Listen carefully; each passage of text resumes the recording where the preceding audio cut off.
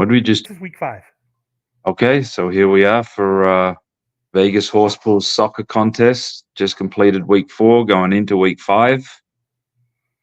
Just finished watching Colombia and Brazil go 1-1, and good old Costa Rica, a big underdog, going 2-1 over Paraguay. And my picks are already in for week 5. So what else we got there, Scott? Yeah, there's actually 2 people that have already put them in, and I've only had the site turned on for what, 20 minutes, 25 minutes, something like that for week number 6, which is going to be a really big week. But it's been a very interesting week in soccer because you know me, I'm a really, really big rules guy.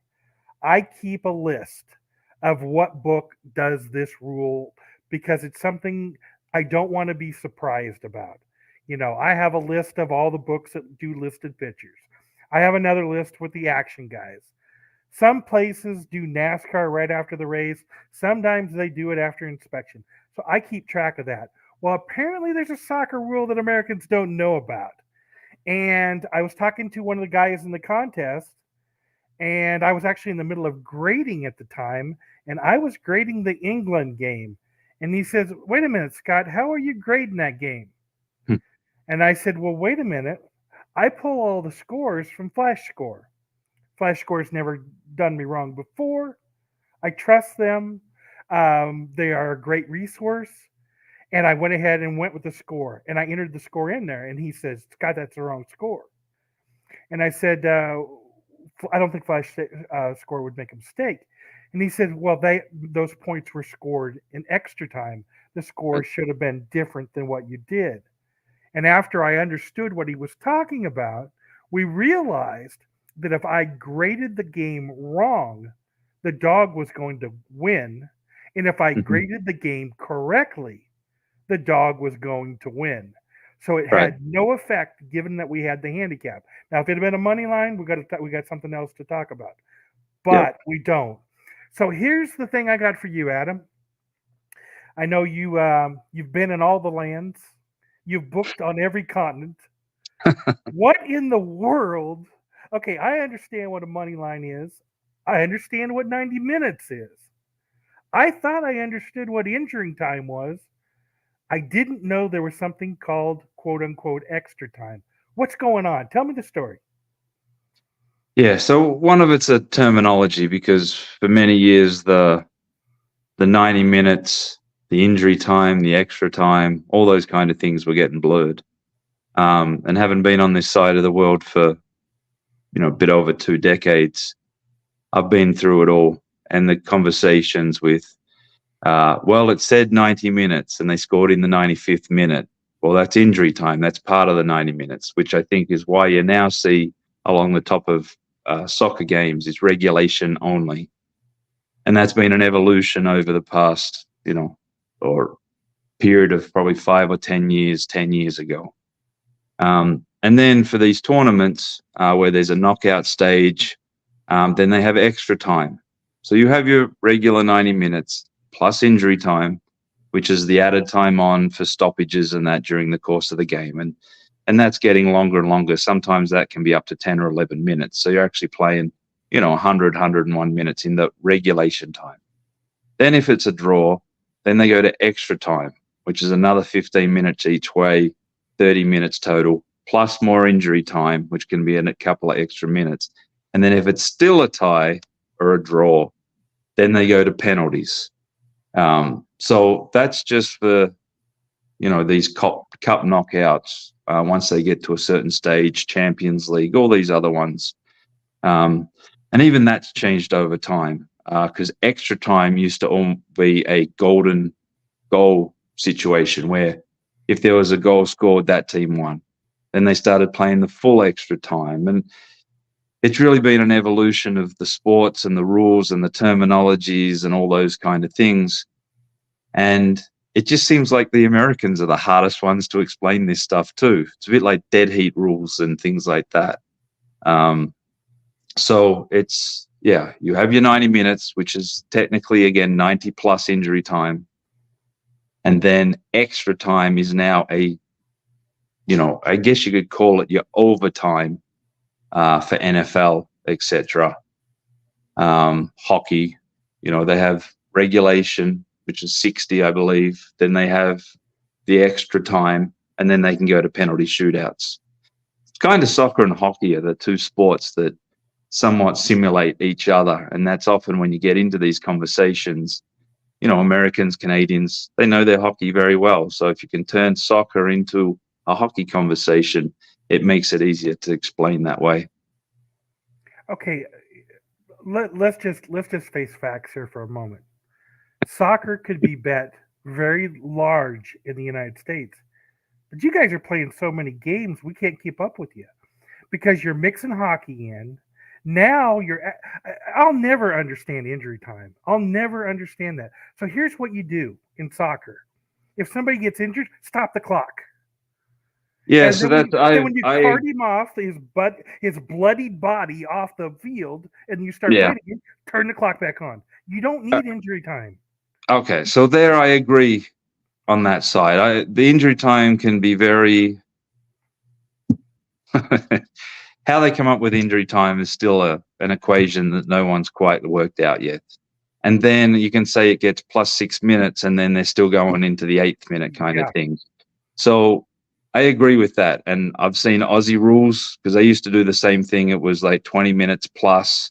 Now they stop the clock, and it's like literally running down this. They count down the seconds. It used to be the clock going up, it would stop, and then there'd be some kind of mystery extra time being played, and then you'd hear a whistle go. Now they run the clock the other way, where they start at 20 minutes and they stop it every time there's certain stoppages. I agree with that. Soccer should do something like that to make it clean and know when the game actually ends and take away some of that controversy. But it'll never happen. I can never see soccer doing something like that that would make sense. So yeah, but look at the marketing opportunity that soccer is screwing up. It's a huge. I think I think a lot of people take Americans out of the equation. I think a lot of people enjoy the injury time because there's so much uncertainty of what that actual extra time is, and the amount of goals getting scored in that injury time these days is a lot higher than it used to be. So it's, the sort of weigh it up 50-50 kind of thing. Different cultures, different parts of the world see it differently and always will. So that's the balance. Okay, I want to bet you lunch then. You and I are going to be together at Bet Bash in a very short 30 some days. What I want to do, I have a couple of friends from Australia, but that's probably not fair because the minute we hang up, I'll call them and tell them what to vote. So what we will do is when we get together, the first 5 people that we run into that are not from the United States and neither one of us know them well. I mean, we could maybe see a handle or something, but not somebody that we regularly talk to because I have multiple people around the world that I do regularly talk to, which won't be fair. We go to 5. So the first one that has 3 people agree with them on this extra time is a good Injury idea. time. Injury time. Let's not get there. Right. Injury time. Agree with the American style. I believe everybody's going to agree with it. So as first, No, and I agreed with you in the beginning that that's how they should do it. I just believe they'll never do it. Okay. Well, I was going to say everybody believes that's the way they should do it. I don't care what land you're from. I truly believe that. Yeah, no, and I agree with that's how it should be done. But all right, well then I'll just let you buy me lunch then, and we'll go on with the next thing. So the soccer tournament. Let's talk about how everybody did this week. Let me pull that up real quick. Adam, how about you? How'd you do this week? What was your rec? You should have an email. The system was kicking out emails about 20 minutes ago. If you check your email, you should have one. What was your record for the week? If you're willing to say 8-7-1. 8-7-1. You share that record with 12 different people. We had 4 people this week check in at 12-3-1. They really had an outstanding week. And for people that were trying for the low, we had a couple of guys setting at 6-9-1. So I don't know how. I don't know if those are the same people that were trying for low, but let's go down here and look at what happened. Our Well, new here's one note for you. I've just looked at mine. I picked every single underdog. Not one favorite did I pick. Okay, and your record being 8-7-1. Okay, so then maybe that's what the majority of people did, which really, really would surprise me. But let's take a look and see where our people that are going to get the money are at. We now have one player setting alone at the top with 40 wins. One Wow. guy. He's got Okay. one guy. He's got one guy behind him with 39 wins, and then here comes the parade. We've got 38 wins by 3 different guys. Are you in that group? I am. That's where I'm sitting. 38, 23, and 7. Okay. So then we need to expand it because we got to pay out the top 5. So the next group is 37 wins, and there's 2 guys sitting there. So all the people I just named, with the exception, of course, you, Adam, and one other guy, are going to be getting the Circa entry, and hopefully they're going to be at Bet Bash to receive it from us in person. That is your top 7 right there, and 5 of them do get paid, and Adam cannot get paid. Let's take a look at real quick at the bottom of the list. The bottom of the list, this one's starting to spread out a little bit. This guy is bad. He's really, really bad. He's got 25 wins right now. There's one guy, and he has a 2-game advantage. The next guy has 27 wins, and there's a 4-way tie for second. So who's ever sitting on this 25 wins, I sure wish you would post on our tweet there that I put out right before the show went out that you're the guy sitting with 25 wins. But maybe you don't want to. I'm not sure. But that guy looks like he's odds-on favorite. Adam, how would you handicap this race? If you got a 2-game lead right now with only 3 weeks to go and there's not that many games left, can this guy get beat? Oh, of course. I mean, he can, because they're all probably trying to head the same direction now. If they all use the same tactic and use the off-market numbers and whatnot, then they're all going to score the same score. I mean, I think we've got 14 games left, maybe 15 games with a third place. Yeah.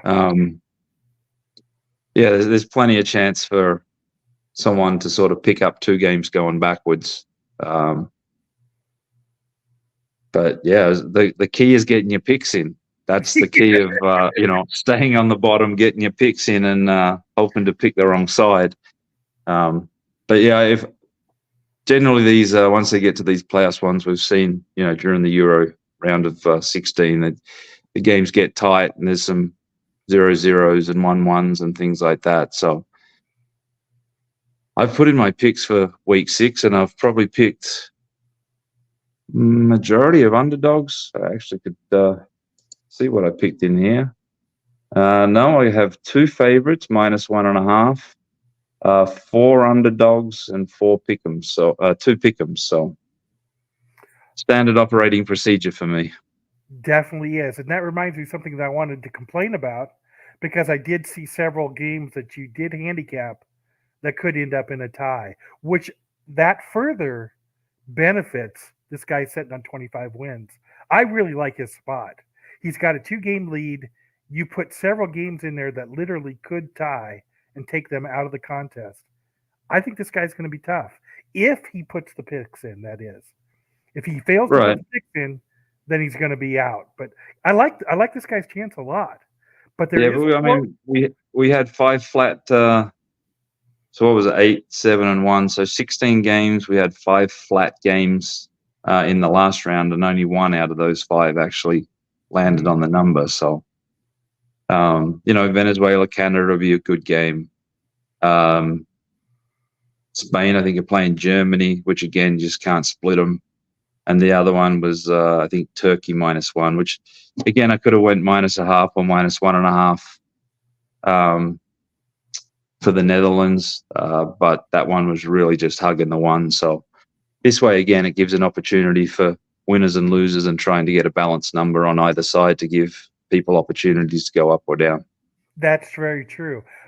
So I guess that game was just destined to favor the guy with 25 wins because if it hits the number, it favors him. Yep. And given the fact, if you would have moved it a half point to cause it not to favor him, it would have favored him even more. So we were kind of Right. trapped on that one. Okay. Yep. So then this contest is really going to come down to the final weeks. I sure hope everybody's getting their picks in. Reminds me of a bad draw. I don't know if I told you about the bad draw that happened to me. If you guys would go out there and take a look at betbash.co, all the VIP tickets have been sold out. Spanky announced that this morning, but he also released the seminar list. And I am in the very last position against Spanky. So I expect a very, very small turnout. Not entirely sure I'm even going to have to write the speech, but it's going to be a good one. And Adam, your time slot is also completely, utterly loaded.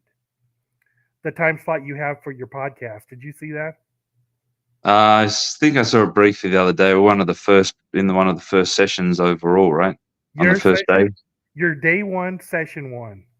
Right. Yeah, in an earlier draft, I was day one, session two, which was, I think, a lot better draft for me instead of being up against Spanky. But make sure if you have not bought your Bet Bash ticket, you get that done. VIP tickets are already gone, and I don't know how much longer that the general admission ones are going to last. So, also, Adam, I did see you had put your podcast out today, right? Did put it out today, and it was very much a bunch of disagreement between myself and Joe. I saw the topics that they were tipping. I had a feeling that we were going to be on the opposite side of a few. I actually put my player's card at risk because I did side with the sports books on a number of items that I wouldn't have 5 or 10 years ago. But knowing how this all works and especially how it's working in the US right now and the technology behind all this stuff, there was one with Gil from Vision and Crack, I think, on one topic where, again, they're looking at it from their point of view. I get it. That's the way I looked at it for a very long time. Still look at it at times. I'll curse out and cuss sports books that have shitty limits and things like that. But, a few topics there today that definitely had me on the bookmaker side of the fence in the argument versus what's, perceived from the better side. Well, I'm very anxious to hear the podcast. I probably won't listen to it until tomorrow, but I'm hoping I'm anxious to see how you come out, I should say, on the idea of having a box that you can select about if the odds change. I'm not entirely sure there should be a box. I think the odds I ask for is what you give me, or I get nothing. I don't think there should be a box to accept whatever you decide. So if I bet something at plus 200 and for some reason you decide it's really plus 150, I don't think there should be a box for me just to accept that. That gives the operator too much power, in my opinion. Okay, so yes, I'm on the very much opposite side of what you're saying, and I go into a lot more details I can't wait to hear in the podcast as well. And there's many different reasons why to do it. As long as there's the option, which is the fairest option of if you take plus 200 and the line moves to plus 210, well, of course you'd want that still. So why not take it? But it should give the options, the three options generally.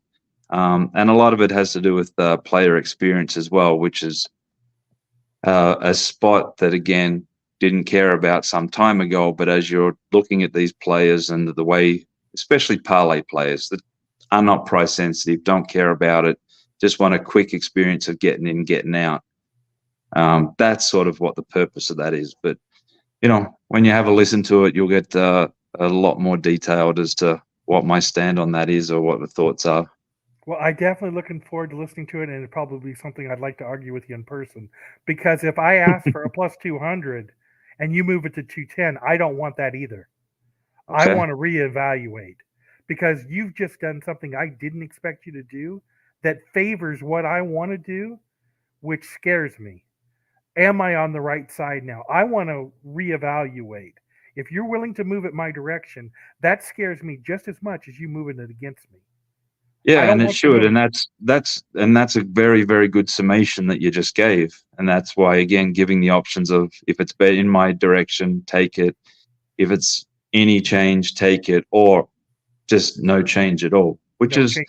what a lot of people sit on. There is a lot that take the, if it moves in my favor, but the way you bet, that's definitely something that, the line's moving against you. You want to go back and check, well, are others doing it? Is this across the board? What's Right. going on here? Who just bet the other side for books to move the other side out? There's lots of ways to look at it as you're equating when you want to place that bet. Yeah, I just can't imagine betting an NFL side against Circa. And I say, "Oh my god, they got a plus 200. I'll take that for 1,000."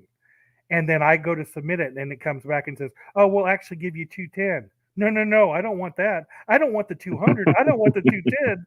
I'm going back to Spank Us to try to figure out what just happened, because that 200 was a great number, and this plus 210 now scares me. It's so good. I want no part of it. Don't give me too much of what I want. Just give me what I want. So, That's so why that's you can never audibly please the betters, because everybody looks at it completely differently, and it just doesn't matter what you do, someone will pick the eyes out of it. And so that's where, again, I think today's was a good one. There was a couple of one. I generally don't do my homework going into any of these podcasts. I just show up and do what I need to do. But I'm glad I actually spent like 7 minutes to watch one of the videos with, again, I think it was Crack and Gil from Vision, because there was a lot to break down in the video. Otherwise, I would have went in, had a very strong opinion on one side, and I kind of would have been wrong, because there was 3 or 4 things that actually happened in the video that needed to be broken down and sort of discussed separately rather than as one job lot. gotcha. I have seen the crack video. I have not seen your take on it, so I'll do that definitely. Probably tomorrow, I would think. I don't think I'll make that tonight, but we probably need to wrap this one up, Adam. I don't know if there's anything else. Oh, most important thing for you guys to know: next time we're going to get together, it's going to be on July 6th. We'll probably do this same time spot, 8:15 Pacific time. That way, you can get your graded emails, and you can know exactly where you are when we start talking about numbers. But I think this was another good show.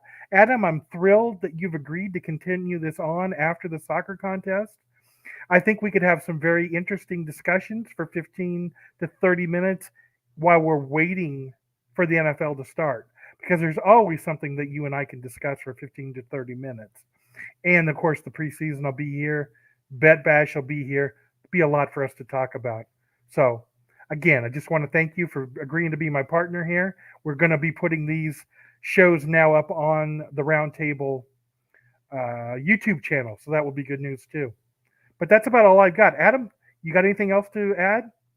No, that's it for me today. Again, we've got another 8 games in the next 3-4 days, and good luck to those trying to get to the top. Good luck to that one trying to hold on to the bottom, and we'll see what happens. Yeah, I really like his spot, but there's 4 people that don't like his spot that are just 2 games behind. So that'll be a great race. I'm really looking forward to that one. But we will see you guys on the July 6th. Be safe on the 4th, and we'll talk to you in about 3 or 4 days. All right, sounds good. Catch us. Thank you. All right.